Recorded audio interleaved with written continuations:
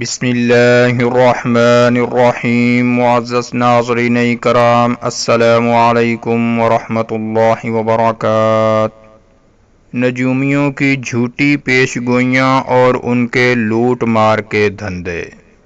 پیش گوئی کرنے والے، غیب کی خبریں بتلانے والے، مستقبل کا حال بتانے والے یعنی دست شناس اور نجومی، یہ وہ طبقہ ہے جن سے عوام کا رجحان کافی ہوتا ہے۔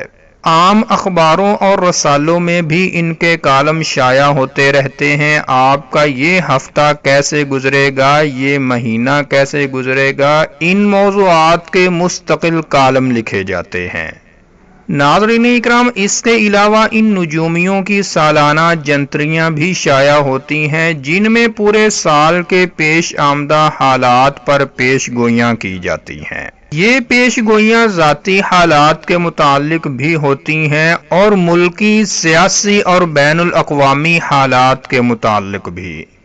ناظرین اکرام، انفرادی معاملات کے متعلق جو یہ پیش گوئیاں کرتے ہیں وہ عموماً گول مول باتوں پر مشتمل ہوتی ہیں، اور ان میں کوئی حتمی بات بھی کی گئی ہو تب بھی سوائے اس شخص کے جس کے متعلق پیش گوئی کی گئی ہو، کوئی دوسرا ان پیش گوئیوں کی تصدیق یا تردید کرنے کے قابل نہیں ہوتا، کیونکہ ان پیش گوئیوں کا باقاعدہ تحریری ریکارڈ نہیں ہوتا۔ صرف ملکی، سیاسی اور عالمی حالات کے متعلق ان کی پیش گوئیاں ایسی ہوتی ہیں جو عموماً اخبارات و جرائد اور ان کی اپنی سالانہ جنتریوں میں شائع ہوتی رہتی ہیں۔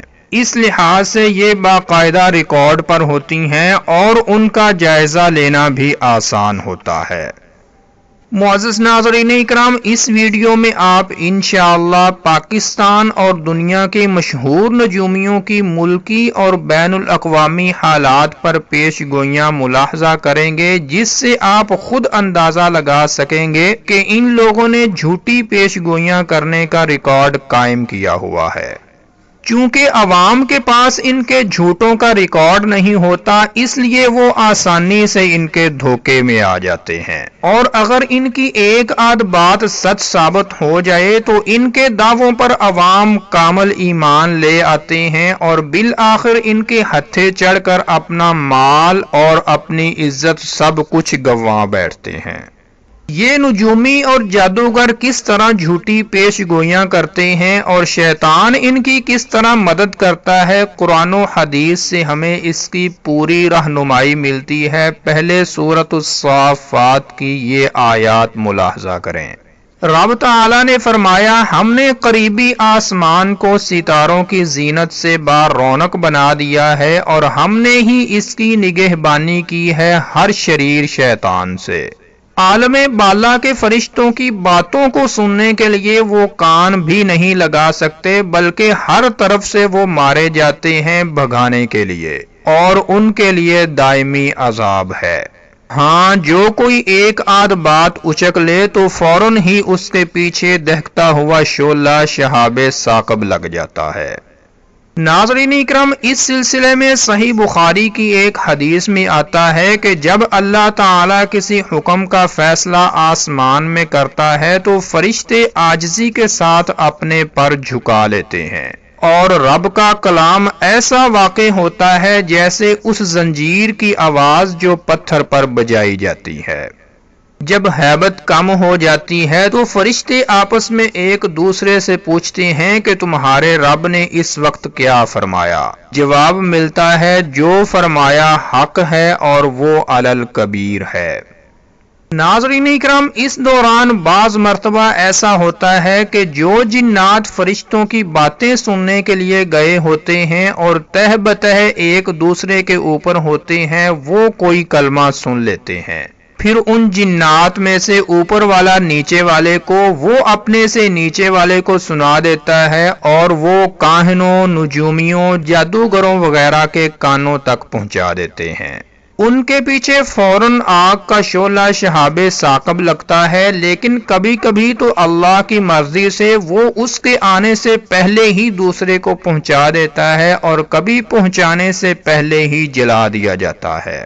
آخری جن کے ذریعے کاہن تک پہنچی ہوئی بات میں کاہن اس کلمے کے ساتھ 100 جھوٹ ملا کر لوگوں میں پھیلا دیتا ہے اور وہ ایک بات سچی نکلتی ہے جو جنات نے آسمان سے چرائی تھی۔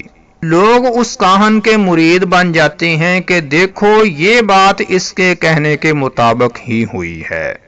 ناظرین اکرام، قرآن و حدیث کی ان تصریحات سے ثابت ہوا کہ ان کاہنوں کو جو ایک آدھ بات سچ معلوم ہوتی ہے تو وہ شیطانوں کے ذریعے معلوم ہوتی ہے اور پھر اس میں وہ 100 جھوٹ ملا کر لوگوں میں اپنا کاروبار چمکاتے ہیں۔ اب آئیے ذرا دین و ایمان کے ان غارت گر جھوٹے نجومیوں کی پیش گوئیوں کی حقیقت ملاحظہ کریں۔ پہلے آپ کے سامنے غیر ملکی نجومیوں کی پیش گوئیوں کی حقیقت رکھیں گے اور اس کے بعد پاکستان کے چند مشہور دست شناسوں اور نجومیوں کی پیش گوئیوں اور ان کے لوٹ مار کے دھندوں کا پوسٹ مارٹم ہوگا۔ غیر ملکی نجومیوں کی پیش گوئیاں۔ بھارت کے ہندو رہنما مہاتما گاندھی جو ایک ماہر نجومی بھی تھے، انہوں نے 1948 میں اپنی ایک ڈائری میں کئی پیش گوئیاں کیں۔ انہوں نے لکھا 23 مارچ 1958 کو دنیا کے بڑے بڑے ملکوں کے اعلیٰ ترین رہنما قتل کر دیے جائیں گے جس کے نتیجے میں ایٹمی جنگ شروع ہوگی، اور یہ بھی کہا کہ اس سال 3 جون 1958 کو حضرت عیسیٰ علیہ السلام کا ظہور ہوگا۔ فروری 1999 میں زیر زمین لاوے کھولیں گے جس کی حدت سطح زمین پر بھی محسوس ہوگی۔ مہاتما گاندھی نے یہ بھی لکھا کہ اس سال جولائی 1999 میں دنیا بھر میں موسم اچانک ٹھنڈا ہو جائے گا جس کے نتیجے میں کروڑوں لوگ ٹھٹھر ٹھٹھر کر ہلاک ہو جائیں گے۔ پھر انہوں نے لکھا کہ 14 جون سن 2000 میں خط استوا کے ارد گرد زبردست زلزلے آئیں گے جس کے نتیجے میں زمین ایک ایک میل اندر دھنس جائے گی۔ ان تمام باتوں کے حوالہ جات کا نمبر آپ سکرین پر دیکھ رہے ہیں۔ ناظرین اکرام، مہاتما گاندھی کا جس طرح پاکستان نہ بننے کا خواب پورا نہ ہوا، اس طرح ان کی دیگر تمام پیش گوئیاں بھی 100% غلط ثابت ہوئیں۔ اسی طرح جریدہ ورلڈ نیوز کے مطابق پادری لائیڈ نے 1958 میں انکشاف کیا کہ 666 کا ہندسہ مسیحوں کے لیے منحوس ہے۔ کیونکہ 666 عیسوی میں اسلام کا ظہور ہوا، اس کے 2 گنا 1332 عیسوی میں ترکی نے ہمیں ناکو چنے چبوائے، اور اب 666 کے 3 گنا یعنی 1958 عیسوی بھی مسیحیوں کے لیے 3 گنا منحوس ثابت ہوگا۔ اس پیش گوئی کا حوالہ بھی آپ سکرین پر دیکھ رہے ہیں۔ ناظرین اکرام، اس پر ہم جناب پادری لائیڈ صاحب سے یہی کہیں گے کہ لائیڈ صاحب 1998 عیسوی تو مسیحوں کے لیے کوئی خاص منحوس ثابت نہیں ہوا۔ یہ درست ہے کہ اسلام کی مقبولیت مغرب میں بڑھ رہی ہے اور مسیحیت زوال پذیر ہے، لیکن یہ رجحان 1958 عیسوی سے پہلے کا چل رہا ہے۔ مسیحیت پر کاری ضرب لگنے کا وقت ابھی آنا ہے اور وہ قریب ہے۔ جس قدر تمہارا ظلم بڑھے گا اسی قدر جلد جہادی لشکر تمہارے سر پر پہنچ کر تمہیں خوب سبق سکھائیں گے۔ اس کے بعد 5 مئی سن 2000 عیسوی کو نظام شمسی کے 5 ستارے ایک لائن میں آنے لگے تو نجومیوں نے پوری دنیا میں یہ پیش گوئیاں کی کہ اس سے دنیا میں بڑی تبدیلیاں پیدا ہوں گی اور کوئی بڑا واقعہ رونما ہوگا، لیکن ایسا کچھ بھی نہ ہوا۔ اس سے پہلے 19 جون 1385 اور 19 فروری 1524 کو 5 اور 6 ستاروں کی ایک لائن بنی تو طوفان نوح کی پیش گوئیاں کی گئی، مگر ایک بوند بھی بارش نہ پڑی۔ اس پیش گوئی کا حوالہ بھی آپ سکرین پر دیکھ رہے ہیں۔ ناظرین اکرام، فرانس کے ماہر نجوم نیسٹر وڈامسس نے 1999 میں اور امریکی خاتون جین ڈکسن نے 1982 عیسوی میں تیسری عالمی جنگ کی پیش گوئی کی، لیکن ان کی یہ پیش گوئیاں بھی پوری نہ ہوئیں۔ اس کا حوالہ بھی آپ سکرین پر دیکھ سکتے ہیں۔ فرانس کے مشہور نجومی نوسٹر ڈیمز نے پیش گوئی کی کہ 1958 عیسوی میں امریکہ میں سخت ترین گرمی پڑے گی جس سے لاکھوں امریکی مر جائیں گے، لیکن اس سال ایسی کوئی قابل ذکر گرمی پڑی نہ اتنی ہلاکتیں ہوئیں۔ معزز ناظرین اکرام، اس سے پہلے حضرت عیسیٰ علیہ السلام کی آمد کے 1000 برس پورے ہونے پر بھی ایسی پیش گوئیاں کی گئی تھیں، لیکن وہ بھی پوری نہ ہوئیں، اور انشاءاللہ حضرت عیسیٰ علیہ السلام کا ظہور اسی وقت ہوگا جب اللہ کو منظور ہوگا، کیونکہ اللہ کا اعلان ہے، غیب کی کنجیاں فقط اللہ تعالی کے پاس ہیں، غیب کی باتوں کو اللہ کے سوا کوئی مخلوق یعنی جن، انسان، نبی، ولی، نجومی وغیرہ نہیں جانتا۔ اللہ نے اپنے نبی صلی اللہ علیہ وسلم کی زبانی بھی کہلا دیا، اے نبی آپ کہہ دیجئے کہ میں تو اپنے نفع نقصان کا مالک نہیں مگر جو اللہ چاہے، اور اگر میں غیب جانتا ہوتا تو بہت سی بھلائیاں اپنے لیے اکٹھی کر لیتا۔ پاکستانی نجومیوں کی غیب دانیاں۔ اب ذرا اپنے ملک کے نجومیوں کی غیب دانیوں کی حقیقت ملاحظہ کریں۔ 20 فروری 1957 کے روزنامہ خبریں لاہور میں آسٹروپامسٹ ایس ایم ملک نے پرویز الہی کے ہاتھ کی لکیریں دیکھتے ہوئے پیش گوئی کی کہ پرویز الہی 53 سال کی عمر میں وزیر اعلیٰ بنیں گے۔ انہوں نے کہا کہ پرویز الہی کی اس وقت عمر 51 سال ہے، ابھی وزیر اعلیٰ بننے کے لیے انہیں 2 سال انتظار کرنا پڑے گا۔ ناظرین اکرام، اس پیش گوئی کے مطابق پرویز الہی کو 99 عیسوی میں وزیر اعلیٰ بننا تھا، لیکن 99 عیسوی میں انہوں نے وزیر اعلیٰ تو کیا بننا تھا، وہ سرے سے اپنی پارٹی کی حکومت سے ہی ہاتھ دھو بیٹھے۔ البتہ وہ 3 سال بعد نومبر 2002 عیسوی میں وزیر اعلیٰ بن سکے۔ اسی طرح 1957 کے الیکشن کے بارے میں نجومی طاہر شیخ نے دعویٰ کیا کہ یہ ملتوی ہو سکتے ہیں۔